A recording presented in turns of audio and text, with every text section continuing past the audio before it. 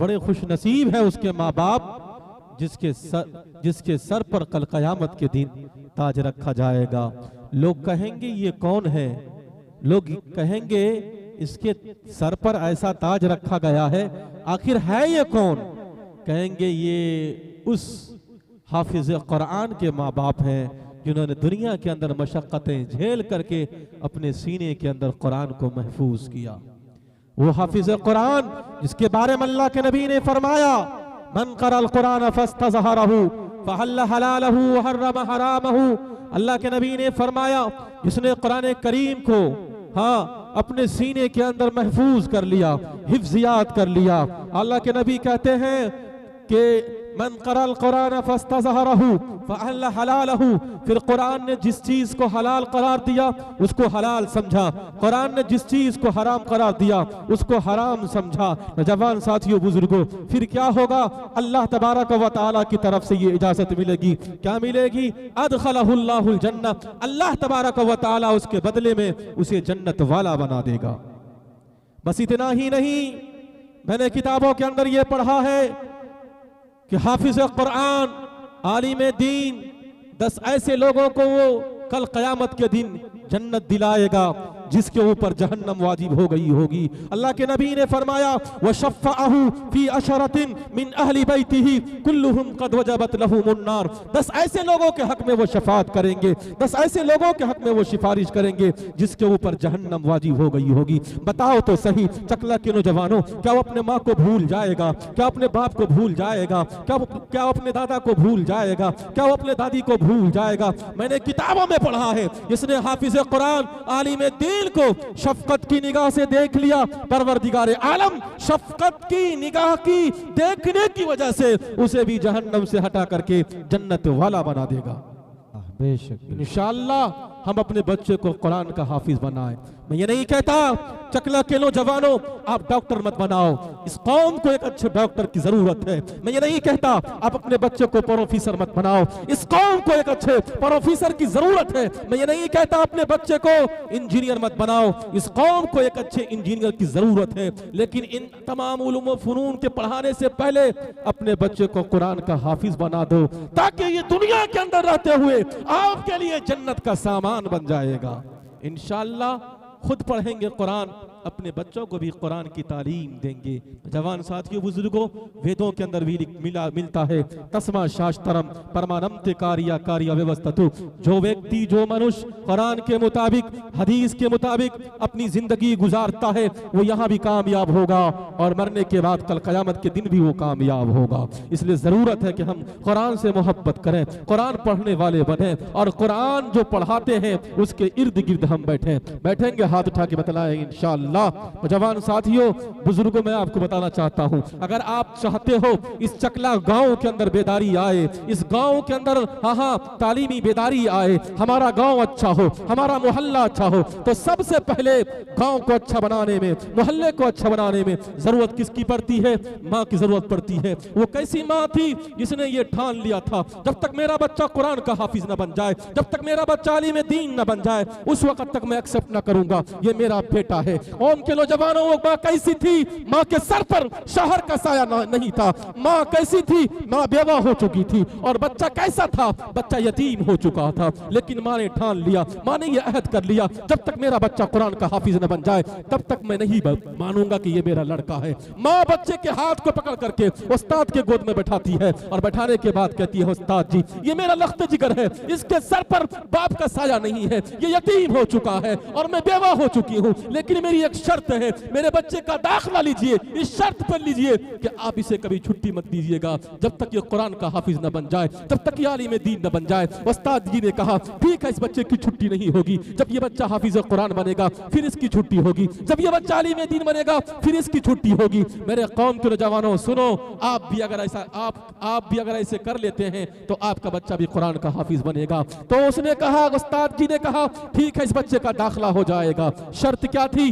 इसको छुट्टी मत दीजिएगा। हाँ, बच्चा बच्चा होता है, जब मदरसे के अंदर पढ़ना शुरू करता है उस बच्चे को माँ की याद सताने लगती है, माँ की याद तड़पाने लगती है। बच्चा उस्ताद के पास पहुंच करके कहने लगता है, उस्ताद जी छुट्टी दे दीजिए, मैं माँ का दीदार कर लूंगा, मैं माँ को देखूंगा। उस्ताद ने कहा तुम्हारी माँ ने तो मना किया था, इस बच्चे को छुट्टी मत देना। उस्ताद ने कहा ऐसा करते हैं, अगर इस बच्चे को छुट्टी नहीं देते हैं यह बच्चा नाराज हो जाएगा, ऐसा करते हैं इस बच्चे को कुछ सबक देते हैं, और इतना सबक देंगे न ये बच्चा सबक याद कर पाएगा न इसे छुट्टी मिलेगी। बच्चा अल्लाह वाला था, बिस्मिल्लाहिर्रहमानिर्रहीम से वो शुरू करता है, जानते हो सबक याद कर लेता है। उस्ताद हैरान और परेशान, मैंने इस बच्चे को इतना सबक दिया था, इस बच्चे ने इतना सबक कैसे याद कर लिया? अल्लाह वाला था। उस्ताद ने कहा जा बेटा तूने सबक सुना दिया, तेरी छुट्टी हो गई, जा तू माँ का दीदार कर ले, जा तू घर का दीदार कर ले। वो बच्चा जब घर पहुंचता है, दरवाजे पर पहुंचता है और ये कहता है माँ दरवाजा खोल, आज तेरा लाडला आ गया, आज तेरा महबूब आ गया। माँ की तरफ से ये आवाज आती है, बेटा तू हाफिज कुरान बन गया। तो ये कहने लगता है मैं हाफिज कुरान नहीं बना। माँ कहने लगती है बेटा तू आलिम दीन बन गया। तो ये कहने लगता है माँ मैं आलिम दीन नहीं बना। उस माँ का जुमला ये था, मेरा बेटा तो वो है जो कुरान का हाफिज बन करके आएगा, मेरा बेटा तो वो है जो आलिम दीन बन करके आएगा। माँ ने तमन्ना किया, माँ दरवाजा नहीं खोल लगी है, बच्चा दरवाजे के बाहर है, माँ दरवाजे के अंदर है, लेकिन दरवाजा खोलना गवारा नहीं कर रही है। जब उस बच्चे ने सोचा कि मेरी माँ दरवाजा नहीं खोल रही है, मेरी माँ मुझसे नाराज है, आज मैं मदरसा जाऊंगा, कुरान करीम को मैं हिफ्ज करूंगा, आलिम दीन बनूंगा, फिर मैं वापस घर आऊंगा। वही बच्चा जब मदरसा जाता है, जाने के बाद वही बच्चा हाफिज कुरान बनता है, आलिम दीन बनता है। जब घर वापस आता है तो माँ से कहने लगता है माँ दरवाजा खोल, आज तेरा लाडला आ गया, आज तेरा महबूब आ गया। माँ दरवाजा खोलती है, अपने सीने से लगाती है और माँ कहने लगती है अब तो तू मेरा बेटा है, इससे पहले तू मेरा बेटा नहीं था। माँ अगर अच्छी होगी समाज के अंदर बेदारी आएगी, माँ अच्छी होगी गांव तरक्की करेगा, गांव डेवलप करेगा। सबसे पहले माँ को अच्छा बनाने में पंडित जी ने बड़ी कीमती बात लिखी है कि सबसे पहले बच्चे को अच्छा बनाने में मातृमान माँ की जरूरत पड़ती है। माँ अच्छी होगी समाज अच्छा होगा, माँ अच्छी नहीं होगी समाज कभी तरक्की नहीं कर सकता। कैसी माँ थी आपको सुन करके हैरत होगी। जब बच्चा शिकम में था, जब पैदा हुए तो जानते हैं माँ ने हाथ पकड़ा, उस्ताद के गोद में बैठाया, कहा उस्ताद जी इसको कुरान की तालीम दीजिए, कुरान का शिक्षा दीजिए। उस्ताद ने कहा ठीक है, इसको कुरान पढ़ाया जाएगा, इसको कुरान सिखाया जाएगा। उस्ताद ने कहा बेटा पढ़ो। उस बेटे से वो नन्हे बच्चे से उस्ताद जी कहते बेटा तुम पढ़ो। जब वो बिस्मिल्लाहिर्रहमानिर्रहीम से शुरू करता है, जानते हैं 17 पारा वो सुना देता है और हिफ्ज सुनाता है। उस्ताद हैरान परेशान, तुमने किस मदरसे में 17 पारा को तुमने हिफ्ज कर लिया? क्या तुमने चकला के मदरसे में हिफ्ज किया या तुम क्या बोलते हैं मूसापुर के मदरसे में तुमने इसको हिफ्ज कर लिया? आखिर तुमने 17 पारा कैसे हिफ्ज कर लिया? कहा ये मेरी माँ से पूछिए। उसकी माँ को बुलाया गया, उसकी माँ से पूछा गया ये तेरा नन्हा सा बच्चा है जिसे कपड़ा धुलने का सलीका मालूम नहीं, जिसे चलने फिरने का सलीका मालूम नहीं, जो सही से खाना खा नहीं सकता, लेकिन इन्होंने 17 पारा सुना दिया। कहा कि ये मेरी माँ से पूछिए, ये मेरी माँ बतलाएगी। मेरे कौम के नौजवानों सुनो, उसकी माँ को बुलाया गया, उसकी माँ से पूछा गया कि तेरा बेटा 17 पारा का हाफिज कुरान कैसे निकला? आपको सुनकर के हैरत होगी। माँ कहने लगती है जब ये बच्चा मेरे शिकम में था, जब ये बच्चा मेरे पेट में था, जब मैं झाड़ू लगाती थी तो कुरान पढ़ती थी, जब मैं आटा गोंदती थी कुरान पढ़ती थी, जब मैं सोती थी कुरान पढ़ती थी, जब मैं जागती थी कुरान पढ़ती थी, जब मैं रास्ता चलती थी कुरान पढ़ती थी। मैं 17 पारा की हाफिजा थी। ये बच्चा मेरे पेट में था और ये बच्चा मेरे पेट में सुन करके 17 पारा का हाफिज कुरान हो गया। अल्लाह तमन्ना करेंगे इंशाअल्लाह हमारा बच्चा भी अच्छा बनेगा। हमारी कौम की माया अगर आप सुन नहीं है तो सबसे पहले समाज को अच्छा बनाने में, गांव को अच्छा बनाने में माँ की जरूरत पड़ती है। माँ अच्छी होगी तो बच्चा अच्छा होगा, माँ अच्छी नहीं होगी बच्चा कभी अच्छा नहीं बन सकता। मातृमान पितृमान, दूसरे नंबर पर जो जरूरत पड़ती है बाप की जरूरत पड़ती है। बाप की, बाप अच्छे होंगे समाज अच्छा होगा। लेकिन आज का बाप का अलमिया यह है कि अपने बच्चों की वो निगरानी नहीं करता। छोटा सा बच्चा है, अगर वो रो रहा है तो उसे मोबाइल दे करके हम चुप करते हैं, ये अलमिया है। और तो और बेटी रील बनाती है, रील मोबाइल पर। कौम के नौजवानों सुनो, कल कयामत के दिन कटघरे के अंदर खड़ा करके आपसे पूछा जाएगा, बेटी रील बनाती है मोबाइल पर बेपर्दगी के साथ और शेयर करने वाला उसका भाई होता है। कौम के नौजवानों बचो इन चीजों से। बेटियां मोबाइल की जीनत बन गई है। और आज कहते हैं कि सुमैया नाम की लड़की गैरों की हाथ की जीनत बन गई, रुकैया नाम की लड़की गैरों की हाथ की जीनत बन गई, और असमा नाम की लड़की गैरों की हाथ की जीनत बन गई। ये हमारी और आपकी कमजोरी की वजह से। कौम के नौजवान, अल्लाह के नबी ने फरमाया, जो शख्स, जो मर्द अपने बहू की, अपनी बेटी की और अपनी माँ की निगरानी नहीं करता, बेटी रात के 1 बजे किसी गैर मर्द से बात कर रही है, उस पर तनकीद नहीं करता। और जानते हैं बेटा भी बात कर रहा है, बाप को हिम्मत नहीं है कि बेटे से पूछे, बेटा तुम कहां बात कर रहे हो, आपको कल कयामत की दिन जवाब देना पड़ेगा। अल्लाह के नबी ने फरमाया, जो माँ की, बहन की, बेटी की इज्जत का ख्याल नहीं रखता, वो दय्यूस है, दय्यूस। और दय्यूस कल कयामत के दिन जन्नत में जाना तो दौर की बात, दय्यूस जन्नत की खुशबू भी नहीं सूंघ सकता। मातृमान, पितृमान, दूसरे नंबर पर समाज को अच्छा बनाने में, डेवलप करने में बाप की जरूरत पड़ती है। बाप अच्छे होंगे इंशाअल्लाह हमारे गांव के अंदर बेदारी आएगी, हमारा गांव तरक्की करेगा, हमारा मदरसा तरक्की करेगा इंशाअल्लाह। तय करो, तमन्ना करो, अगर बेटियां रील बनाती है मोबाइल पर, बेटियां इंस्टाग्राम पर अगर अपनी फोटो डालती है, आप उसे मना करो, बेटी ये गलत है, ये आप जो कर रही हो ये तुम्हें नहीं करना, ये है कौम क्या अलमिया।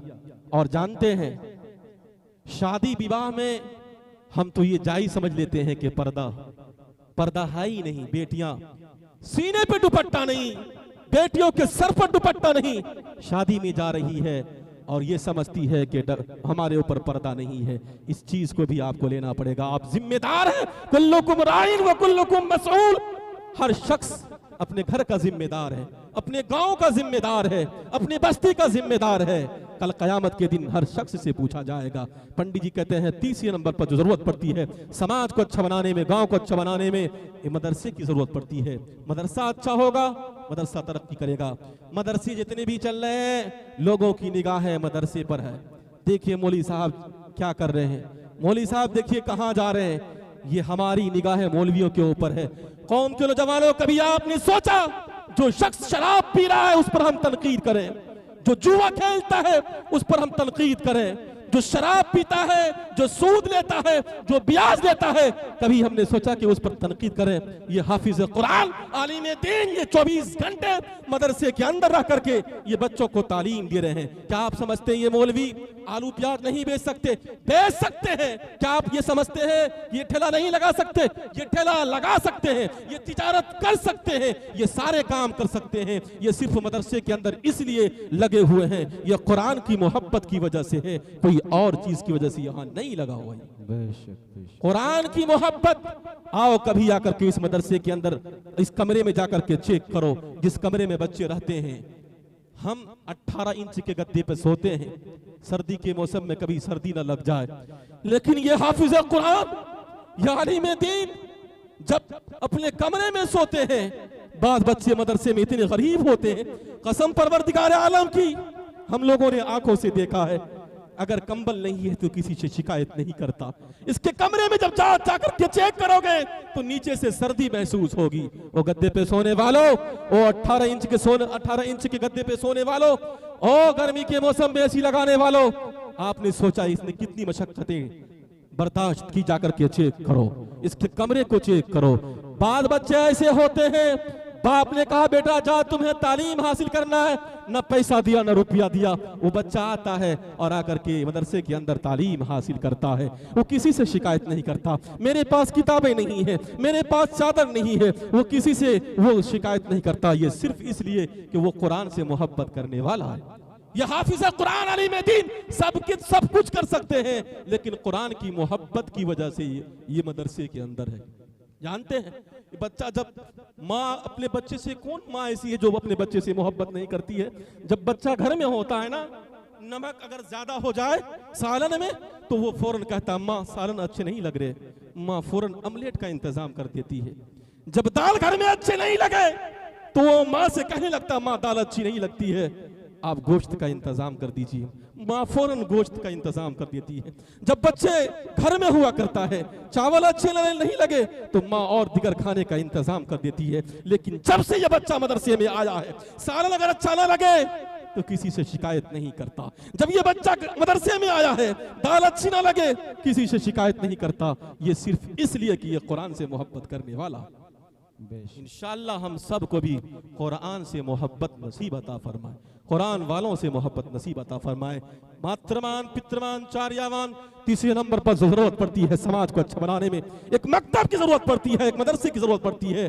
मकतब अच्छा होगा, तालीम अच्छी होगी, इंशाअल्लाह हमारा गांव भी डेवलप करेगा। और याद रखिए, ये हाफिज कुरान आलिम दीन के पीछे पढ़ने से आपको कुछ मिलने वाला नहीं है। हमने एक तारीख दारुल उलूम देवबंद में पढ़ा है, उस किताब में ये लिखा, जिसने उलमा की बुराई की, जिसने उलमा की तजलील की, जिसने उलमा को बुरा भला कहा, एक नस्लें नहीं, दो नस्लें नहीं, तीन नस्लें नहीं, बल्कि 10 ऐसे खानदान गुजर जाएंगे, न उसमें कोई हाफिज कुरान पैदा होगा, न कोई आलिम दीन पैदा होगा, न कोई मुफ्ती पैदा होगा। इसलिए इनसे हम और आप मोहब्बत करने वाले बने।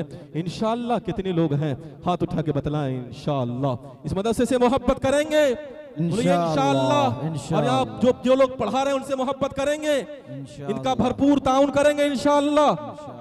और जवान साथियों, बुजुर्गों, तीसरे नंबर पर जरूरत पड़ती है बच्चे को अच्छा बनाने में, गांव को अच्छा बनाने में माँ की जरूरत पड़ती है, मदरसे की जरूरत पड़ती है। और मदरसे में जानते हैं बच्चियां भी पढ़ती है। मैं आपको एक पैगाम दे करके अपनी बात को मैं मुकम्मल करूंगा। हम समझते हैं कि आज हमारे ऊपर बेटियां बोझ होती है। मौलाना मुख्तार साहब, आपकी तवज्जो हो, बेटियां बोझ नहीं होती है, बेटियां घर के लिए जीनत हुआ करती है, बेटियां घर के लिए बरकत हुआ करती है। लोग ये कहते हैं कि बेटियां घर में पैदा हो गई है, मेरे ऊपर बोझ है। बेटियां बोझ नहीं होती है, बेटियां रहमत लेकर के आती है और रहमत लेकर के जाती है, बेटियां बोझ नहीं होती। एक शख्स था, उसने कहा कि मेरे ऊपर मेरी बेटी बोझ महसूस हो रही है।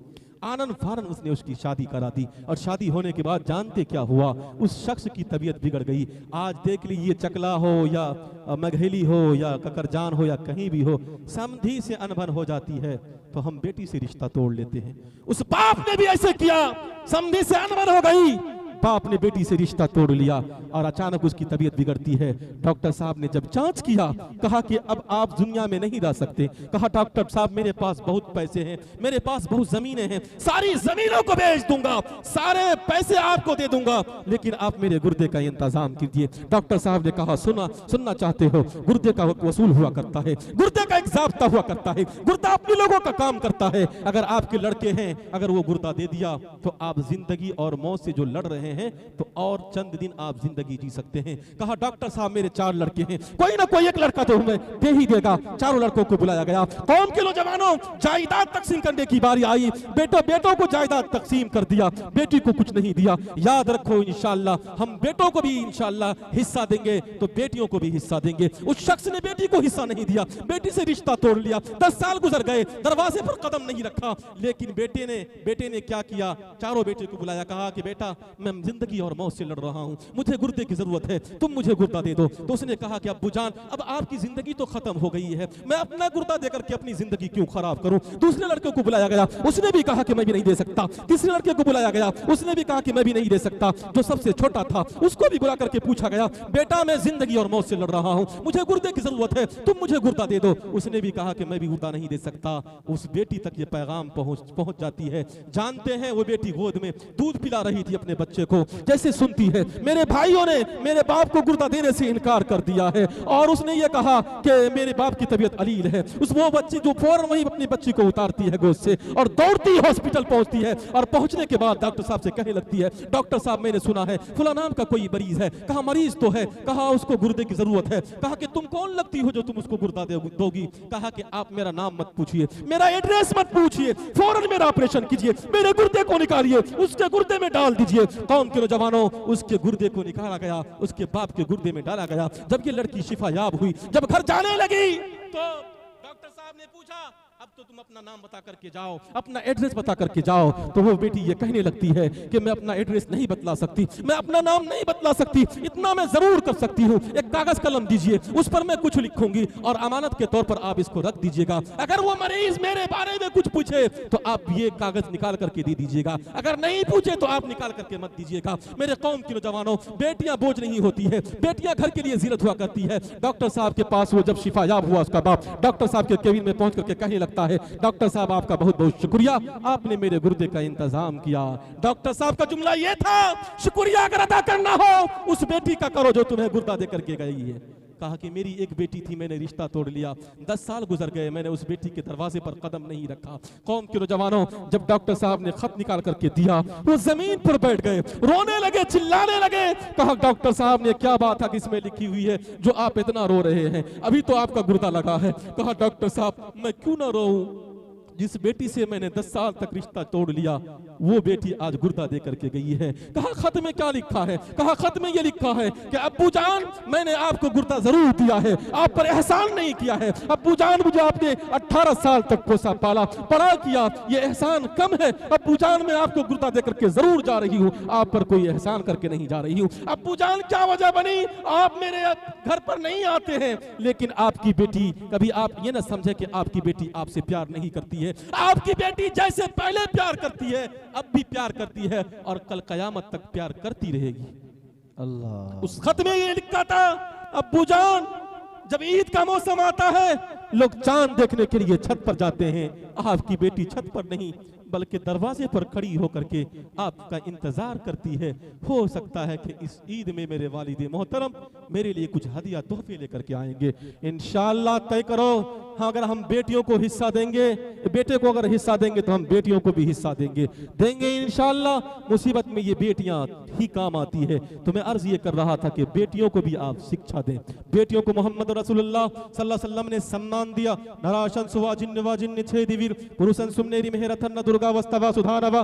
मोहम्मद रसूलुल्लाह सल्लल्लाहु अलैहि वसल्लम आए तो बेटियों को सम्मान मिला। मोहम्मद रसूलुल्लाह सल्लल्लाहु अलैहि वसल्लम आए तो माओं को जीने का सलीका मिला। मोहम्मद रसूलुल्लाह सल्लल्लाहु अलैहि वसल्लम आए तो हमें और आपको जीने का सलीका मिला। मोहम्मद रसूलुल्लाह अगर नहीं आते तो हम सही से नहीं जी पाती इस दुनिया के अंदर। इसलिए जरूरत यह है कि हम अपने बच्चे को भी तालीम दें, अपने बच्चों को भी तालीम देंगे इंशाअल्लाह। हाथ उठा के बतलाएं। मोहम्मद रसूलुल्लाह सल्लल्लाहु अलैहि वसल्लम ने यह कहा कि हजरत बिलाल हबशी ने एक बांदी को कैद करके ला करके मोहम्मद रसूलुल्लाह सल्लल्लाहु अलैहि वसल्लम के सामने पेश किया। कहा मोहम्मद रसूलुल्लाह इसका क्या किया जाए? मोहम्मद रसूलुल्लाह सल्लल्लाहु अलैहि वसल्लम ने क्या कहा? ये लो बिलाल, मेरी नबूवत वाली चादर इसके सर पर डाल दो। हज़रत बिलाल कहने लगते हैं अल्लाह के नबी ये तो यहूदी है, ये तो ईसाई है, इसके सर पर मैं क्यों दुपट्टा डालूं? अल्लाह के नबी सल्लल्लाहु अलैहि वसल्लम ने कहा, बिलाल सुनना चाहते हो, बेटी बेटी होती है, बेटी यहूदी की हो, बेटी ईसाई की हो, बेटी मुस्लिम की हो, बेटी गैर मुस्लिम की हो, बेटी बेटी होती है। ऐ बिलाल अगर आज तू इसके सर पर दुपट्टा डालेगा और कल कयामत के दिन अल्लाह तुम्हारे गुनाहों पर पर्दा डाल देगा। इंशाअल्लाह बेटों से ज्यादा हम बेटी से मोहब्बत करेंगे। ये बेटियां मुसीबत में काम आती है और इनको शिक्षा देंगे, तालीम देंगे। कितनी लोग हाथ उठा के बतलाएं। जवान साथियों, बेटियों को सम्मान दीजिए। और मेरी माएँ, मेरी बहनें, अगर आप तक आवाज पहुंच रही है आप भी इस पैगाम को लेकर के जाइए। हजरत उमर फारूक का दौर है और जानते हैं बेटी अगर अच्छी होगी तो उसको इंशाअल्लाह उसका शौहर भी अच्छा मिलेगा। हजरत उमर फारूक रज़ी अल्लाह ताला अन्हु के खिलाफत का दौर है। आप गली में गश्त लगा रहे थे, गश्त लगाते थक गए, दीवार में लग करके बैठ गए। और जानते हैं जिस दीवार से लग करके बैठे थे हजरत उमर फारूक रज़ी अल्लाह ताला अन्हु, उसी दीवार के घर से ये आवाज आ रही थी। आवाज ये थी, बेटी जल्दी उठो, जाकर के दूध में पानी मिलाओ, बेटी अगर अच्छी होगी तो समाज अच्छा होगा। जानते आवाज क्या आ रही थी? माँ कह रही थी बेटी से, बेटी जल्दी से उठो, जाकर के दूध में पानी मिलाओ। बेटी ये कह रही थी, अम्मी जान मैं दूध में पानी हरगिज नहीं मिला सकती। हजरत उमर फारूक का दौर है, ऐलान हो चुका है, मुनादी ये पुकार चुका है, कोई दूध में पानी ना मिलाए। तो माँ कहने लगती है बेटी, हजरत उमर फारूक देखने के लिए थोड़ी आ रहे हैं यहाँ पे, जल्दी जाकर के दूध में पानी मिलाओ। तो बेटी का जुमला ये था, बेटी कहने लगती है क्या मैं उसके सामने उसकी इताअत करूं, उसकी गैर मौजूदगी में उसकी इताअत ना करूं? हजरत उमर फारूक सुन रहे थे। हजरत असलम रज़ी अल्लाह ताला अन्हु से हजरत उमर फारूक कहते हैं, ऐ असलम इस घर पर निशान लगा दो और सुबह तुम्हें यहाँ आना है। हजरत उमर फारूक ने सुबह हजरत असलम को भेजा, कहा जाओ उस घर का जायजा लो जिस घर से ये आवाज आ रही थी, जो बेटी थी ये कह रही थी मैं दूध में पानी हरगिज नहीं मिला सकती। जाते हैं, जायजा लेते हैं और पूछते हैं कि इस घर में कौन कौन रहती है। कहा एक इसकी माँ है और एक उसकी बेटी है जो कुंवारी है। हजरत उमर फारूक ने कहा जाओ उसके पास मेरे बेटे की तरफ से रिश्ता लेकर के, निकाह का पैगाम लेकर के। उसने जैसे रिश्ता लेकर के गया, हैरान और परेशान हो गई कि उमर फारूक अपने बेटे के साथ मेरी बेटी का रिश्ता। उनको बुला करके अपने बेटे को बुलाया। 3 लड़के, सबसे पहला जो लड़का था हज़रत अब्दुल्ला, उनसे पूछा गया कि आप निकाह करोगे? कहा नहीं, मेरे पास बीवी है, मैं निकाह नहीं कर सकता। दूसरे लड़के को जो जिसका नाम अब्दुर्रहमान था, उससे पूछा गया हजरत अब्दुर्रहमान से, उसने भी कहा कि मेरे पास बीवी है, मैं भी निकाह नहीं कर सकता। हजरत आसिम रहमतुल्लाह अलैह की अभी शादी नहीं हुई थी, उसने कहा कि अब्बा मुझे जरूरत है, आप मेरा निकाह कर दो। हजरत उमर फारूक ने अपने बेटे का निकाह, हजरत आसिम का निकाह उस बेटी के साथ किया जो ये कह रही थी कि मैं पानी में दूध हरगिज नहीं मिला सकती। मेरी कौम की मेरी माओ, मेरी बेटियों, अगर आप अच्छी होंगी तो आपका शौहर भी अच्छा मिलेगा। जानते तारीख के अंदर लिखा है उससे एक बेटी पैदा हुई, फिर उस बेटी से भी एक बेटी पैदा हुई। उस बेटी का जो बेटा था उसका नाम था हजरत उमर इब्न अब्दुल अजीज रहमतुल्लाह अलैह। नौजवान साथियों, बुजुर्गों, अगर हमारी बेटी अच्छी होगी तो इंशाअल्लाह हमारा समाज अच्छा होगा। इंशाअल्लाह हम बेटियों को दीनी तालीम से आरास्ता करेंगे। हाथ उठा के बतलाएं इंशाअल्लाह देंगे इंशाअल्लाह।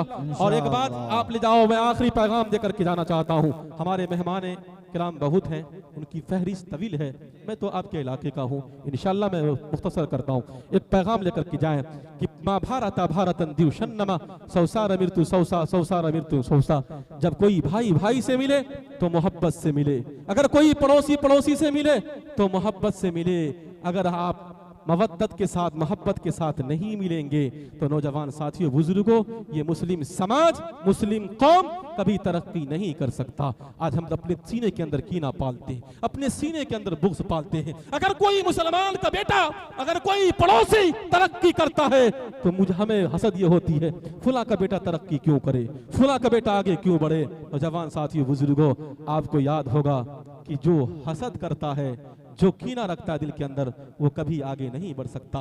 आपको एक एग्जाम्पल के तौर पर बताता हूँ। उस्ताद क्लास रूम में गए और जाने के बाद उस्ताद ने ब्लैक बोर्ड पर एक लकीर खींच दी।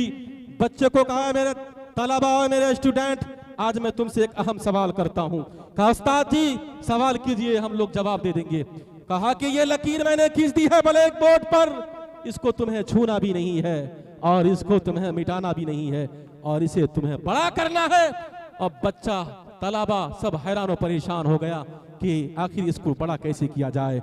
बच्चे ने माजरत चाली, उस्ताद जी अब हम लोगों से नहीं हो पाएगा, हम लोग अब नहीं कर पाएंगे इस सवाल का हल। उस्ताद ने फिर उसके नीचे एक लंबी लकीर खींच दी। उस्ताद ने कहा, बेटा मैं तुम्हें ये समझाने के लिए लकीर खींचा हूं कि दुनिया में तुम अगर आगे बढ़ना चाहते हो, दुनिया में अगर तुम तरक्की करना चाहते हो, अपने अखलाक और अपने किरदार की वजह से तुम आगे बढ़ोगे, किसी को मिटा करके तुम आगे नहीं बढ़ सकते।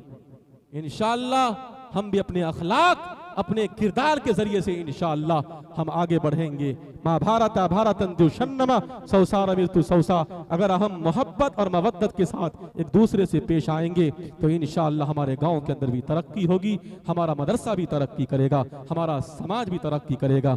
इंशाअल्लाह करेंगे इंशाअल्लाह। सनातन धर्मम पंचम वेस्तु एकम ब्रह्म द्वितीय नास्ति नास्ति किंचन द्वितीय वेस्तु षष्टांग कर्तक तृतीय वेस्तु दानम विच्यता चतुर्वेस्तु वर्तधारी पंचम वेस्तु तीर्थयात्रा कर्तक गंगा जले भविष्यते गंगा जले भविष्यते। और एक पैगाम लेकर के जाइए कि जब तक इस धरती पर रहेंगे इंशाअल्लाह हम एक अल्लाह की इबादत करेंगे इंशाअल्लाह करेंगे। हाथ उठा के बतलाइए। अच्छा ये बतलाइए, इस्लाम की बुनियाद कितनी चीजों पर है? 5 चीजों पर है। सबसे पहली चीज क्या है? बुनियल इस्लाम वाला खम्सिन शहादत अल्ला इलाहा इल्लल्लाह। मैं गवाही देता हूं कि अल्लाह के सिवा कोई इस धरती पर इबादत के लायक नहीं कोई है। इबादत अगर की जाएगी अल्लाह की और ईश्वर की इबादत की जाएगी। हमारे हिंदू भाई की किताबों में यही लिखा, सनातन धर्मम पंचम वेस्तु। सनातन धर्म की बुनियाद भी 5 चीजों पर है। सबसे पहली चीज क्या है? एकम ब्रह्म द्वितीय नास्ति नास्ति किंचन। ब्रह्म एक है, ईश्वर एक है, उसी की भक्ति करो। हम दूसरी चीज पढ़ते हैं वही इकामिस सलाह, नमाज का पढ़ना, नमाज कायम करना, नमाज की हिफाजत करना। रमजान का मुकद्दस महीना आ रहा है, इंशाअल्लाह हम लोग अभी से तैयार हो जाएं और अभी से नमाज की पाबंदी करेंगे इंशाअल्लाह। हमारे हिंदू भाई कहते हैं द्वितीय वस्तु षष्टांग कर्तक, दूसरी चीज षष्टांग करना। षष्टांग कहा किसको जाता है? नमाज ही को असल में षष्टांग कहा जाता है। द्वितीय वस्तु हम पढ़ते हैं, तीसरी चीज वईताई ज़कात देना, और हमारे हिंदू भाई पढ़ते हैं तृतीय वस्तु दानम विच्छता, तीसरी चीज लोगों को दान करना, लोगों को बांटना। चौथी चीज पढ़ते हैं हम क्या? वो सोमी रमजान। अभी रमजान हमारे सामने है और हमें रोजा रखना है, रखेंगे इंशाअल्लाह। कुछ लोग बहाना ढूंढते, रमजान आते ही शुगर का पेशेंट बन जाते हैं। कुछ लोग रमजान आते ही कहते हैं मैं हार्ट का शिकार हो चुका हूं, अब मैं रमजान के रोजे नहीं रह सकता। आपको ये सुनकर के हैरत होगी, डॉक्टर का ये रिसर्च है, रोजा रखने से लोग शिफायाब होते हैं, बीमार नहीं होते। रोजा रखने से क्या होते हैं? लोग शिफायाब होते हैं, वो बीमार नहीं होते। इंशाअल्लाह हम शुगर के भी हालत में हम इंशाअल्लाह रोजा रखेंगे, डायबिटीज की हालत में भी हम इंशाअल्लाह रोजा रखेंगे। कितने लोग हैं? हाथ उठा के बतलाएं इंशाअल्लाह। हम चौथी चीज पढ़ते हैं रोजा रखना। हमारे हिंदू भाई पढ़ते हैं चतुर्वेस्तु व्रतधारी। चौथी चीज भूखा रहना, उपास रहना। उपास रहना किसको कहते हैं? यानी रोजा रखना। हम पांचवी चीज पढ़ते हैं वह हज्जिल बैती मन इस्तता इलैहि सबीला। अल्लाह ने आपको मालो दौलत से नवाजा है तो आपके ऊपर हज है, हज। बहुत सारे लोग ऐसे हैं जिसके पास मालो दौलत तो है लेकिन हज करने के लिए तैयार नहीं। बुढ़ापा आएगा तब हज करेंगे, जब हड्डियां कमजोर हो जाएगी तब हज करेंगे। नहीं नौजवान साथियों, बुजुर्गों, हमें जवानी की हालत में हज करना है। आखिरी चीज क्या है? इस्लाम की 5 बुनियादी चीजों में से आखिरी चीज ये है वो हज्जिल बैती मन इस्तता इलैहि सबीला। हमारे हिंदू भाई की किताबों लिखा पंचम वेस्तु तीर्थ यात्रा करतक, गंगा जले भविष्यते। ऐसी जगह का यात्रा करना, ऐसी जगह का सफर करना जहां गंगा जल मौजूद हो। हमारे हिंदू भाइयों के यहाँ रिवायत तो बाकी रह गई, ये लोग मतलब भूल गए। इंशाअल्लाह अगर हम अपनी पेशानी को झुकाएंगे, एक अल्लाह के सामने झुकाएंगे। अगर हम किसी के सामने अपने सर को टेकेंगे तो सिर्फ एक अल्लाह के सामने सर को टेकेंगे, उसके अलावा किसी गैरुल्लाह को हम खुदा नहीं मानेंगे। इंशाअल्लाह हाथ उठा के बतलाएं कितने लोग हैं इंशाअल्लाह। नौजवान साथियों, बुजुर्गों, आखिरी पैगाम में देकर के मैं रुखसत हो रहा हूँ। पति पितृ माता भवतु सम्मना, जया पति मधुरति वाचन वत्तु शांति वामु शांति वामु। अगर आप सुकून चाहते हो, अगर आप इत्मीनान चाहते हो, यहाँ भी कामयाब होना चाहते हो, आखिरत के अंदर भी कामयाब होना चाहते हो, इंशाअल्लाह आज ये तय करो कि हम माँ बाप के साथ रहेंगे और माँ बाप की खिदमत करेंगे। माँ के पांव तले जन्नत है और हम माँ की भी खिदमत करेंगे, बाप की भी खिदमत करेंगे। लोग आज होता क्या है, माँ की खिदमत करते हैं, अगर गाड़ी निकालते हैं तो ये कहते हैं ये मेरी माँ की दुआओं की वजह से। अगर आज कुछ तरक्की करते हैं ये कहते हैं कि मेरी माँ की दुआओं की वजह से। अगर बाप पानी मांगता है तो बाप को पानी पिलाने तक हम तैयार नहीं होते हैं। लेकिन सुनो मेरे कौम के नौजवानों, मेरे कौम के मेरे नौनहालों, सुनो, बाप क्या होता है? बाप वो होता है, बाप वो होता है जब माँ छत के साए में होती थी तो मजदूरी करने बाप जाया करता था। जब माँ छत के साए में होती थी तो सर्दी के मौसम में साइकिल चला करके आपके फीस का इंतजाम करने के लिए आपका बाप जाया करता था। बाप क्या होता है? जब आपकी माँ छत के साए में होती थी तो बारिश में भीगते हुए मजदूरी करने बाप जाया करता था। इसलिए हम बाप की भी खिदमत करेंगे। आज बाप को लोग अपने पांव से मार करके भगा देते हैं और उसको बुरा भला कहते हैं। इंशाअल्लाह बाप को हम बुरा भला नहीं कहेंगे इंशाअल्लाह। अल्लाह के नबी सल्लल्लाहु अलैहि वसल्लम के पास एक शख्स आया और आने के बाद शिकायत कर दी। अल्लाह के नबी सल्लल्लाहु अलैहि वसल्लम, मेरे पास दौलत है, मेरे पास पैसे हैं, मेरा बेटा मेरा बाप मेरी इजाजत के बगैर मेरा माल खर्च कर देता है। किसने कहा? एक बाप उसके बेटे ने बाप की ही शिकायत कर दी। किससे शिकायत कर दी? अल्लाह के नबी सल्लल्लाहु अलैहि वसल्लम से। अल्लाह के नबी